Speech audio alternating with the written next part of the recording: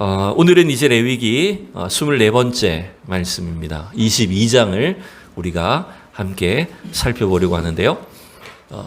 레위기 21장과 22장은 한 세트라고 볼 수가 있어요. 그 앞에 18장, 19장, 20장이 일반 백성들을 향해서 거룩을 요구하시는 하나님의 말씀이었다면 21장과 22장은 제사장들을 향해서 거룩하라라고 요구하시는 내용이 이 두 장에 걸쳐 기록되어 있다고 볼 수가 있어요. 제가 한번 또 요약을 해봤어요. 지난주에 봤던 21장은 이런 내용이었어요. 제사장들아 너희 몸을 거룩하게 해라.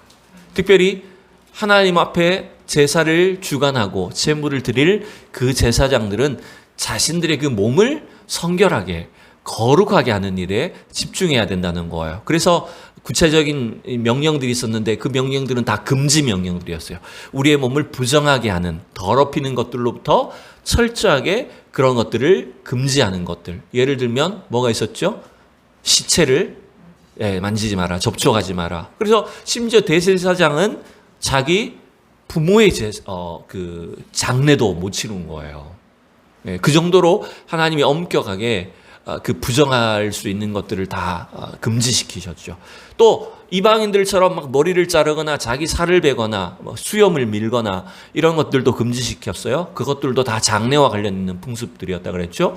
또한 정결하지 아니한 여인과 결혼하는 것도 금지시키셨고, 그 다음에 제일 마지막으로는 제사장에게 이러이러한 신체적인 흠이 있을 때는 성소에 들어가는 그런 직무, 제사장 직무를 할 수 없다라고 하는 것들을 기록해 놓았었어요. 여러분, 이게 21장의 내용이었는데, 왜냐하면 제사장의 역할이 뭡니까? 제사장의 위치가 뭡니까? 그건 양쪽 방향에서 굉장히 중요한 중간 역할을 해야 되는 거죠. 백성들의 입장에서는 하나님이 어떤 분이신가? 하나님의 거룩하심을 누가 보여줘야 됩니까? 그렇죠. 제사장이 보여줘야 되는 거예요. 또 반대로 하나님이 보시기에 이스라엘 백성들이 거룩하고 정결한 삶을 살고 그들이 온전한 예배를 가지고 하나님 앞에 나아갈 수 있도록 그 중간 역할을 누가 해야 됩니까? 제사장이 해야 되는 거예요. 여러분, 지금도 하나님이 우리를 이 시대 속에 이 땅 가운데 하나님을 섬길, 또 세상을 향해 하나님을 비출 제사장으로 불러주신 줄로 믿습니다. 그래서 우리에게도 동일하게 이러한 거룩의 요구들을 하나님이 하시고 있다고 우리는 생각해야 되는 거예요. 이게 제사장에게 계속해서 거룩을 요구하시는 이유죠. 이제 22장은 오늘 본문의 제목처럼 어떤 내용일까요? 너희 제물을 거룩하게 하라. 물론 제물은 대부분 백성들이 가지고 나오는 것이지만 그 백성들이 드리는 제물을 어떻게 취급하고 어떻게 만지고 접촉하고 다룰 것인가, 그 중요한 역할을 제사장이 해야 되는데 그 제물을 성물들을 거룩하게 하는 그 책임이 제사장에게 있다는 거예요. 그런 내용을 지금 22장이 쭉 해서 설명하고 있는 걸 볼 수가 있어요. 자, 21장, 22장은요 딱 자르기가 사실은 그렇게 명쾌하진 않습니다. 성경은 딱 나누어져 있지만 이게 이어지는 내용이라고 하는 걸 알 수가 있는데요. 한 가지 우리가 21장과 22장에서 주목할 만한 좀 독특한 표현, 독특한 내용을 함께 살펴보면 그것은 뭐냐면 특별히 21장에 그 내용이 많이 나오는데, 이스라엘 백성들이 제사장을 통해서 하나님 앞에 제물을 드립니다. 그죠? 제단에 제물을 태워서 하나님께 드려요.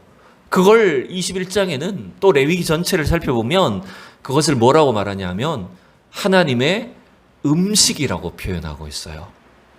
지난주에는 제가 이 부분을 설명드리지 않았는데 21장 6절, 8절, 17절, 21절 여러 군데에서 보면 백성들이 드린 제물을 음식이라고 이렇게 표현을 합니다. 우리 8절을 한번 대표적으로 읽어볼까요? 시작. 너는 그를 거룩히 여기라. 그는 내 하나님의 음식을 드림이니라. 너는 그를 거룩히 여기라. 너희를 거룩하게 하는 나 여호와는 거룩함이니라. 아멘. 계속해서 제사장이 드리는 그 제물을 뭐라고 표현하냐면 하나님의 음식이라고 표현해요. 그 제사장의 역할은 뭐예요? 그러면 하나님께 음식 차려드리는 사람, 음식 대접하는 사람, 이렇게 이제 비춰지는 겁니다. 그렇다고 해서 여러분, 하나님이 막 내려오셔가지고 오늘은 무슨 반찬이냐? 세상 우리 제사 지내는 사람들 그렇게 하지 않습니까? 조상신이 와가지고 이제 뭘 차려놨나 이렇게 성의를 보는 것처럼 하나님 그렇게 오셔서 무슨 제물을 드시고 가시거나 그런 건 아니죠. 근데 성경은 그것을 하나님의 음식이라고 이렇게 표현을 했어요. 레위기 전체를 통해서 출애굽기나 레위기 전체를 통해서 생각을 해보면 이런 겁니다. 특별히 번제든지 뭐 속죄제든지 화목제든지 우리가 5가지 제사 있잖아요, 그죠? 번제, 소제, 화목제, 속죄제, 속건제 다 잊어버리셨죠? 번데기를 먹었더니 소화가 안 돼서 속속 쓰리더라. 5개. 이 5개의 제사가 있는데 그 제사를 드릴 때 특별히 그 제물이 곡식이든지 고기든지 제단 위에다 올려서 불로 태우지 않습니까? 그 태우는 방식을 화제라고 해요.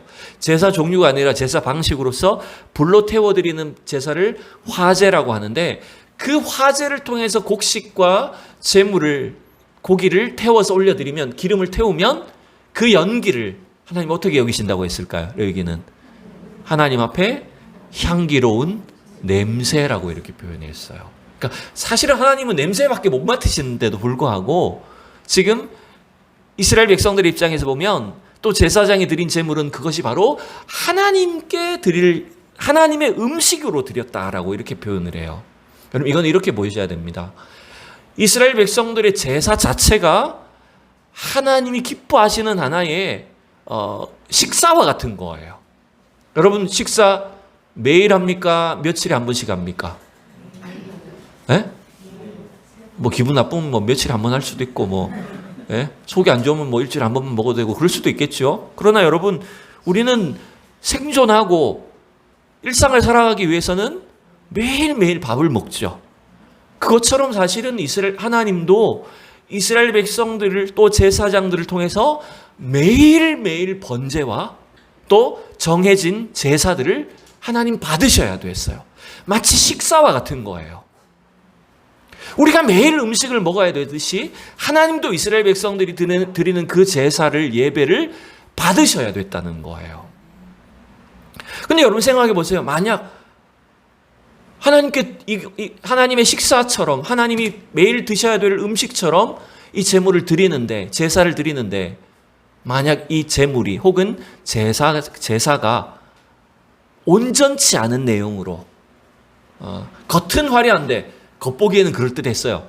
근데 맛이 엉망이야. 그럼 어떻게 될까요, 여러분? 음식을 얘기하는 게 아닙니다, 여러분. 즉 이스라엘 백성들이 드리는 제물을 드리는 제사장들과 백성들의 그들의 자세에 문제가 있다면 그 제사를 그 예배를 하나님이 어떻게 받으시겠냐는 거예요. 어떻게 받으시겠어요? 그렇죠. 하나님이 전혀 기뻐하지 않는 예배가 돼버리는 거예요. 우리가 이게 잘못된 음식을 먹을 수가 없듯이 하나님도 우리가 드리는 예배와 제사를 뭔가 부정하고 또 변질되어 있고 잘못되어 있다면 그것을 아무리 겉으로 화려하고 값비싼 재료를 쓰고 뭔가 거창해 보여도 하나님이 전혀 기뻐하시지 않는 받으실 수 없는 그런 예배가 되어버린다는 거예요. 그래서 여러분 참 우리의 삶 속에서요 매일매일 어떻게 우리가 하나님 앞에 우리 개인의 신앙과 우리의 믿음을 하나님께 드리며 살아가는가 하는 것이 굉장히 중요합니다. 꼭 일요일 날 꼭 정해진 예배 시간에 나와서만이 예배가 아니죠. 여러분들이 매일 삶 속에서 말씀과 기도로 하나님을 대면하고 하나님을 섬길 때 여러분 그 예배를 여러분 하나님 누구보다도 주목하고 계시고 기뻐하실 줄로 믿습니다. 여러분 이러한 예배가 돼야 된다는 거예요. 그래서 이 예배의 제사장으로서 우리가 어떤 자세를 가지고 있어야 되느냐, 어떻게 제사를 준비할 거냐, 어떻게 제물을 하나님께 구별할 거냐라고 하는 것, 그걸 지금 계속 21장과 22장이 걸쳐서 설명하고 있다라고 보시면 됩니다. 그게 지금 하나님의 음식을 드리는 자다. 여러분 이걸 우리가 좀 기억하셨으면 좋겠어요. 우리는 전부 다 어떤 사람이 돼야 되냐면 하나님이 참 맛있게 드실 음식을 이 제사를 주님께 준비하는, 드리는 사람들이 돼야 됩니다. 믿습니까? 자, 또 하나 참 놀라운 은혜가 있어요. 그것은 뭐냐면 이 제사는 하나님의 음식을 드리는 것과 같다라고 성경은 말하고 있는데, 또 하나님의 은혜가 뭡니까? 그 제사장들에게는 어떤 특권을 주셨습니까? 어떤 은혜를 주셨습니까? 그 음식을 어떻게 하실까요? 하나님이 또. 그렇죠. 제사장에게는 물론 하나님의 것으로 완전히 구별된 것도 있지만 하나님께 드려진 그 제물을 어떻게 해요? 제사장들이. 그렇죠. 먹을 수 있는 특권을 주셨잖아요. 21장에도 이런 내용이 나옵니다. 흠 없는 그 제사장의 신체의 흠에 대해서 설명하다가 이런 내용이 나와요. 21절 22절을 볼게요. 제사장 아론의 자손 중에 있는 흠이 있는 자는 나와 화제를 여호와께 드리지 못할지니 그는 흠이 있은즉 나와서 그의 하나님께 음식을 드리지 못하느니라. 12가지 흠을 쭉 소개를 했었어요. 근데 그런 흠이 있는 제사장은 성소에 들어갈 수 없다는 거예요. 하나님께 음식을 드릴 수 없다는 거예요. 근데 놀라운 은혜가 뭡니까? 22절 같이 읽어봐요. 시작. 그는 그의 하나님의 음식이 지성물이든지 성물이든지 먹을 것이나. 여러분 보세요. 흠이 있는 제사장은 사실은 하나님 앞에 나아갈 수도 없어요. 성전에 들어갈 수가 없어요. 그런 직무 자체를 수행할 수가 없어요. 완전히 제한돼 버려요. 근데 놀랍게도 비록 성전에 들어갈 수는 없더라고 할지라도 그 제사장에게 어떤 은혜를 주십니까? 그렇죠.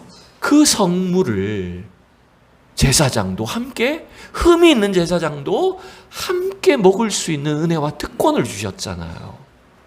여러분 이게 참 어쩌면 오늘날도 우리에게 시사하는 은혜가 있다라고 생각을 합니다.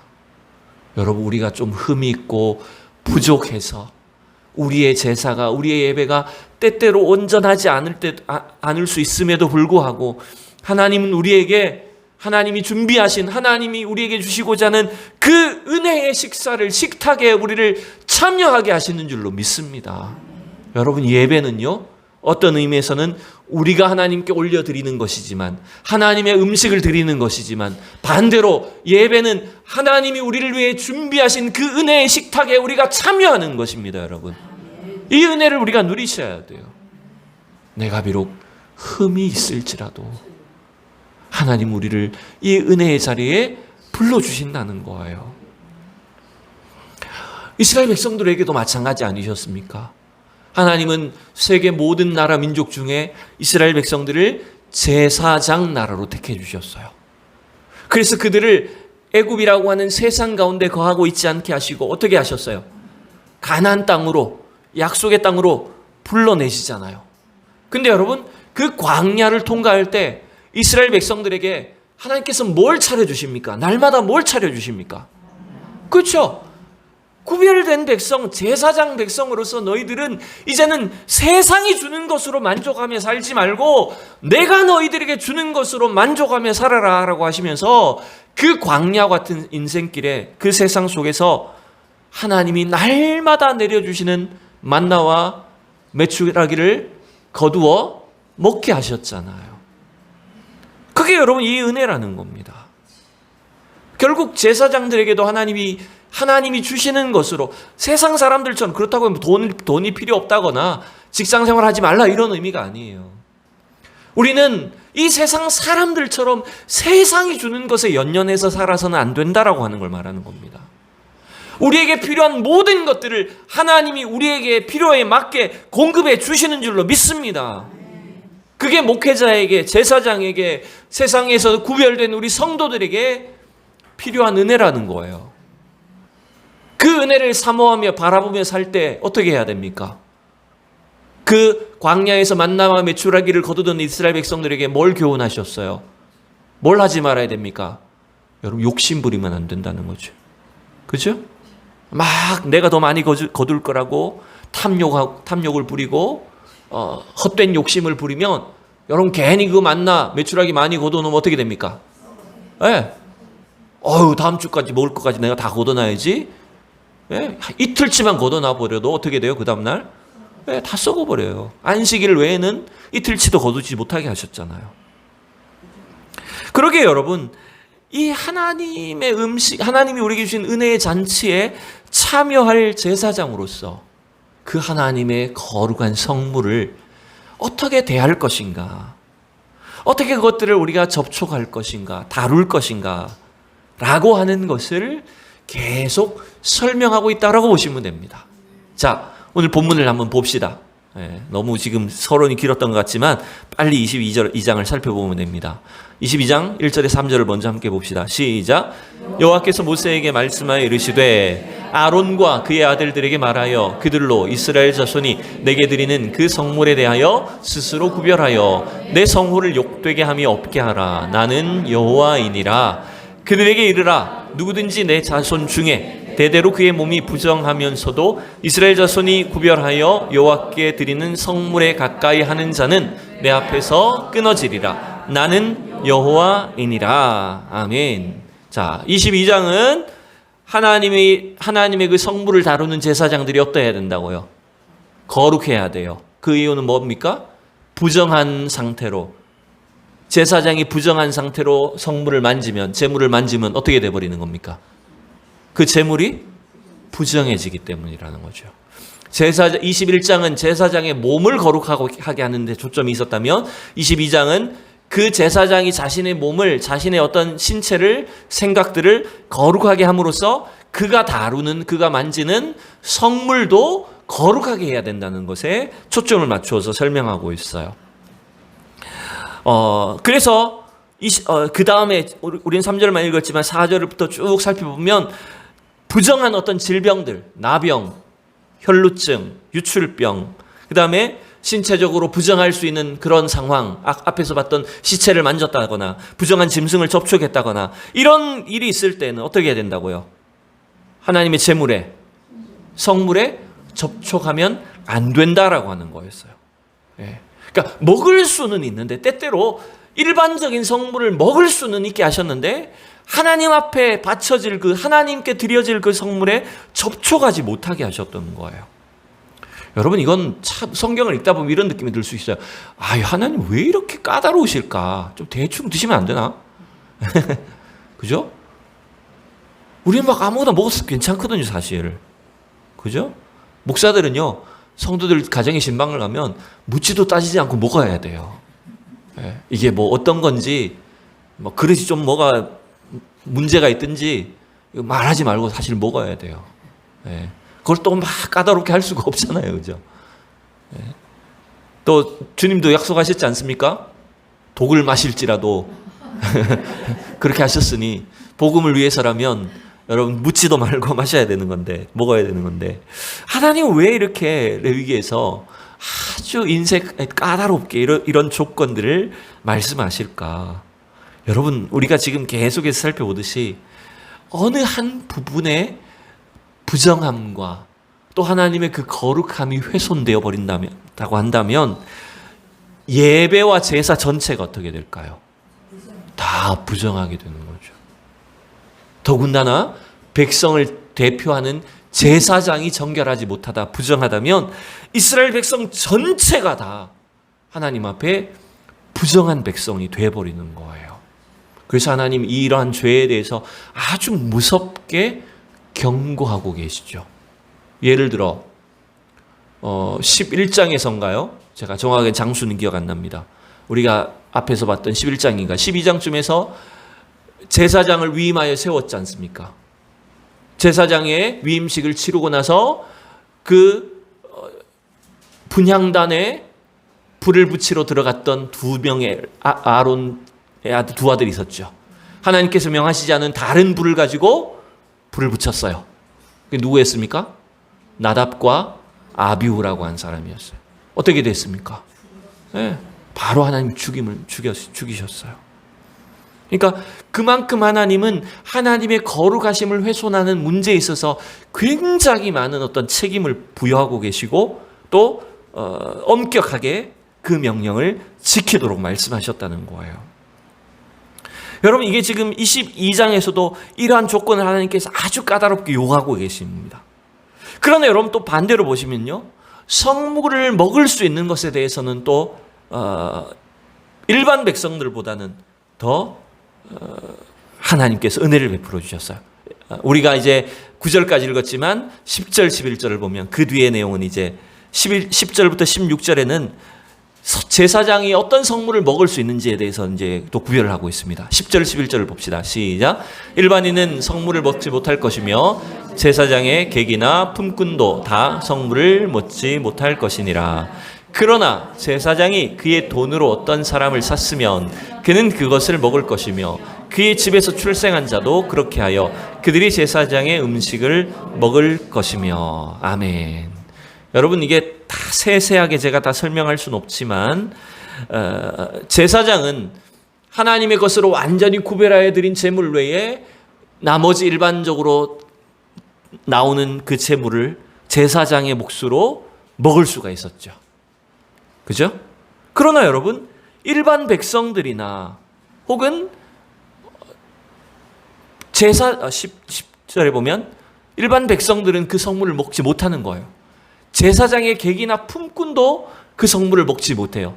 근데 제사장이 아님에도 불구하고 누구가 먹을 수 있어요? 제사장이 돈으로 산 사람, 또 그의 집에서 출생한 사람, 여자든지 남자든지.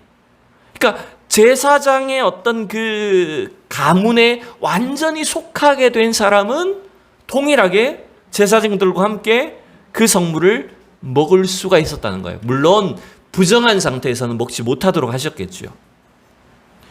그러나 여러분, 제사장의 집에 속한 사람은 심지어 노예라고 할지라도 제사장의 소유가 되어버리면 그 음식을, 하나님의 성물을 먹을 수 있게 하셨다는 거예요. 여러분, 이게 지금 21장에서 22장이 계속해서 하나님의 음식을 제사장들이 먹을 수 있다라고 하는 이 은혜를 우리에게 보여주고 계신데, 여러분 이렇게 보시면 될 것 같아요. 이게 우리하고 너무 멀리 있는 이야기가 아니라 신약적인 관점으로 보면 우리는 제사장의 가문도 아니고 아론이나 또 이 제사장 가문에서 태어난 집안도 아니잖아요. 그럼에도 불구하고 하나님은 우리를 이 시대 속에 그리스도 안에서 뭐라고 불러주셨을까요? 우리를 거룩한 왕 같은 제사장이라고 불러주신 거예요.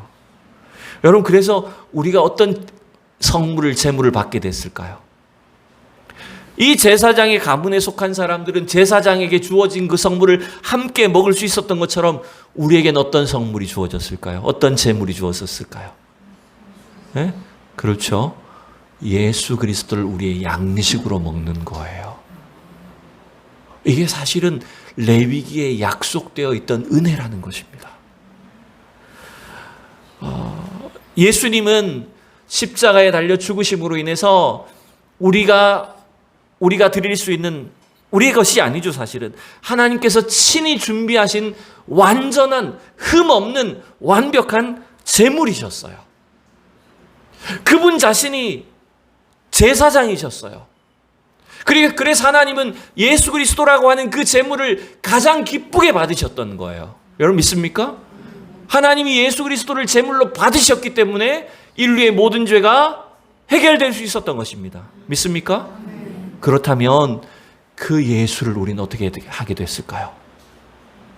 우리는 부족하지만 예수 그리스도 안에서 하나님 앞에 나아갈 수 있는 제사장적인 신분을 얻었잖아요.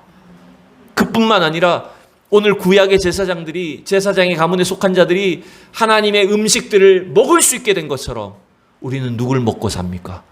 예수 그리스도를 먹고 사는 거예요. 우리는 예수 그리스도의 살과 피를 나누며 사는 존재가 된 거예요.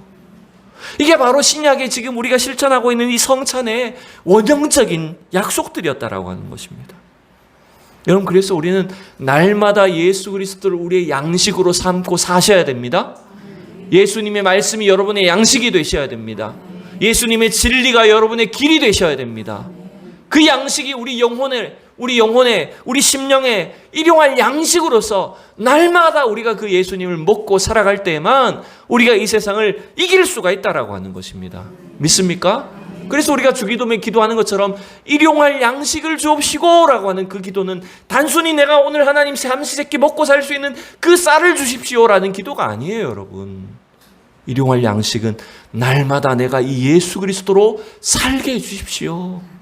우리 영혼의 참된 양식인 영의 생명인 그 예수 그리스도를 날마다 먹고 그분으로 만족하며 그 은혜와 생명을 누리며 살게 해주십시오라고 하는 그 기도라는 거예요. 그러니 그 예수 그리스도를 영의 양식으로 먹고 살아가는 우리는 어떻게 해야 될까요? 오늘 레위기가 요구하고 있는 것처럼 우리가 과연 그 재물 앞에, 거룩한 재물이신 예수 그리스도 앞에 합당한가를 우리가 자꾸 살펴봐야 돼요. 우리가 혹시라도 부정하지 않았는가? 부정한 마음으로, 부정한 몸으로 이 땅을 살지 않았나? 그래서 오늘도 우리가 이 예배에 나온 것은요, 하나님 앞에 내가 다시 한번 그 십자가 보혈로 나를 정결하게 함으로 주님 앞에 참된 예배를 드릴 수 있는 오늘 제사장으로 다시 새로워지는 시간들이 돼야 돼요. 그게 우리에게 반복되는 예배의 의미라는 것입니다. 자, 마지막으로 오늘 레위기 22장은 이제 마지막 단락이 제사장이 제물을 거룩하게 하기 위해서 흠 없는 제물들, 흠 있는 제물들을 구별해라 라고 하는 내용이 기록되어 있어요. 자, 18절부터 20절까지 마지막으로 세 구절만 봅시다. 18절부터 20절 시작. 아론과 그의 아들들과 이스라엘 온 족속에게 말하여 이르라. 이스라엘 자손이나 그 중에 거류하는 자가 서원 제물이나 자원 제물로 번제와 더불어 여호와께 예물로 드리려거든 기쁘게 받으심이 되도록 소나 양이나 염소의 흠 없는 수컷으로 드릴지니 흠 있는 것은 무엇이나 너희가 드리지 말 것은 그것이 기쁘게 받으심이 되지 못할 것입니다. 아멘. 자, 앞부분까지는 제사장이 부정하지 않도록 또 제물을 부정하게 하지 않도록 주의할 것을 다루었다면 18절부터 쭉 뒷부분까지 25절까지는요. 제물을 흠 있는 제물들을 구별하라라고 하는 것들을 가르쳐줍니다. 화목제만이 아닙니다. 번제부터 시작해서 모든 제사의 제물이 흠이 없어야 된다는 것들을 쭉 나열을 합니다. 이게 대칭을 이루고 있어요. 21장 말미에서 제사장 흠이 없어야 된다. 제사장이 흠이 없어야 된다라고 하는 것들을 다룰 때 그때 12가지를 소개했었습니다. 지난주에. 근데 동일하게도 이 제물도 흠이 없어야 된다고 할 때 그 흠의 항목들을 정확하게 12가지를 소개하고 있어요. 이 양쪽을 대칭해서 지금 성경을 기록한 겁니다. 12가지만 있다는 뜻은 아닐 거예요. 근데 대칭적으로 완전수인 12개를 써서 하나님께 드릴 제물이 이와 같이 온전해야 된다라고 하는 것들을 다루고 있는 거예요. 여러분 이런 것 아닙니까? 흠이 있는 제물이라는 것은 결국 뭘까요? 지금 제가 여기에 요약을 해드리진 않았지만 뒤에 보면 흠이 있는 제물들은 22절 이하에 보면 이런 겁니다. 눈먼 것, 상한 것, 지체에 배임을 당한 것, 종기 있는 것, 습진이나 비루 먹은 것, 뭐 이런 것들 뒤에 쭉 가면서 소개가 더 되어 있습니다. 근데 이러한 것들을 그 제물의 신체의 몸에 흠이 있는 것들을 드린다라고 하면 그럼 어떤 의미일까요, 여러분? 어떤 마음으로 그 흠이 있는 것을 드릴까요? 네? 어떤 자세일까요? 그러니까 부정한 걸 알면서도 드린다고 하면 그게 어떤 자세입니까? 어떤 생각으로 드리는 겁니까? 그렇죠? 성이 없는 거죠. 대충 하면 되겠지라고 생각하는 겁니다. 그 다음에 또 뭐 적당히 서로 눈 감고 그냥 좋은 게 좋은 거지 하면서 덮고 넘어가는 겁니다. 그리고 준비하지 않았다는 겁니다. 정성껏 준비한 게 아니라 오다가 그냥 시장에서 대충 싼 거 사서 드리는 거예요. 제물을. 그리고 그것을 받는 제사장도 어떻게 하는 겁니까? 눈 감아 주는 겁니다. 적당히 뒷돈 받고 그냥 좀 흠이 있는 거지만 그냥 해라. 뒤로 자기가 이익을 챙기는 겁니다. 여러분 이게 굉장히 흠 있는 제물이라는 것이 우리는 그냥 부정하다 이 정도 생각할 수밖에 없는지 모르지만 이게 굉장히 심각한 죄라는 것, 문제라는 걸 우리는 이해를 해야 되겠죠. 결국 이 흠 있는 제물을 드릴 때 적당히 대충 준비되지 않은 나의 이익을 위해서 이 제물을 드릴 때 그 제물을, 그 제사를 하나님 어떻게 여기신다고요? 전혀 기뻐하시지 않는다는 거예요. 여러분 이건 오늘날 우리의 예배나 우리의 신앙에도 그대로 적용될 수 있는 겁니다. 영국의 유명한 설교자죠. 마틴 로이드 존스 목사님의 설교 중에 굉장히 유명한 그 예화가 하나 있습니다. 여러분들 다 한 번씩은 들어보셨을 거예요. 영국의 어떤 농부가 키우는 송아지가 소가 새끼를 낳았어요. 근데 새끼를 낳았는데 2마리나 낳았어요. 여러분 송아지를 2마리 낳는 건 이건 별로 흔한 일이잖아요, 그죠? 그러니까 얼마나 농부가 기뻤던지 자기 부인하고 이렇게 약속을 합니다. 여보, 송아지를 2마리나 낳았으니까 1마리는 하나님께 드리자. 이렇게 한 거예요. 갑자기 생각지도 못한 송아지가 2마리가 됐으니까 얼마나 좋았겠어요. 그래서 자기 부인하고 약속합니다. 1마리는 하나님께 나중에 드리자. 이렇게 약속을 했어요. 그리고 나서 이 송아지를 키우는데 안타깝게도 이 송아지 중에 1마리가 시름시름 앓다가 죽어버렸어요. 그러니까 이 남편이 자기 부인한테 달려와서 아이고 여보 어쩌냐. 하나님께 드릴 송아지가 죽어버렸다. 하나님의 송아지가 죽어버렸다. 이게 무슨 말일까요? 사실은 하나님께 드릴 송아지 정하지 않았어요. 말로만 드리겠다 했지. 어느 송아지 드리겠다고 점 찍어 놓지 않았다는 거예요. 그리고 막상 죽고 나니까 죽은 송아지가 하나님의 송아지라고 해버린 거예요. 그게 여러분 지금 이 흠 있는 재물을 드린 것과 똑같은 게 돼버리는 겁니다. 여러분 하나님이 오늘도 이 시대 속에서도 어떤 예배자들을 찾으실까요? 어떤 교회, 어떤 성도들의 예배와 신앙을 기뻐하실까요? 여러분 그것은 막 겉으로 화려하고 값비싼 재물이냐 얼마나 많이 드리냐 이거 크게 중요하지 않습니다. 하나님은 우리 자신을 원하십니다. 여러분 이거예요. 우리 인생 자체가 내 전부가 다 하나님의 것입니다를 고백하는 성도들이 돼야 돼요. 그러면 결국 우리의 예배와 우리의 신앙과 제사는 결국 뭡니까? 누굴 드리는 겁니까? 나를 드리는 겁니다. 나 자신이 하나님의 제물이라는 것을 인정하고 나 자신의 전부를 하나님께 날마다 드리던 제사가 될 때 그 제사를 하나님이 가장 기뻐하시는 거예요. 우리는 날마다 흠이 있어서 우리 존재는 하나님 정말 별로 안 기뻐하실 수 있어요. 그래서 대신 누구를 통해서 우리 자신을 드려야 될까요? 날마다 예수 그리스도를 통해서 나를 드리는 겁니다. 나는 죽고 내 안에 거하시는 예수님으로 인해서 날마다 우리 자신을 하나님께 드릴 때, 우리 생애를 하나님께 드릴 때 하나님이 가장 기뻐 받으시는 귀한 예배가 되고 우리 성도들의 신앙이 되고 믿음과 헌신이 될 수 있을 줄로 믿습니다. 여러분 이와 같이 우리 자신들을, 우리 인생을 하나님 앞에 참 흠 없는 제물이 될 수 있도록 날마다 주님께 기쁨이 되는 우리 성도들이 되기를 축원합니다. 기도하겠습니다. 존귀하신 하나님, 주님의 은혜를 감사합니다.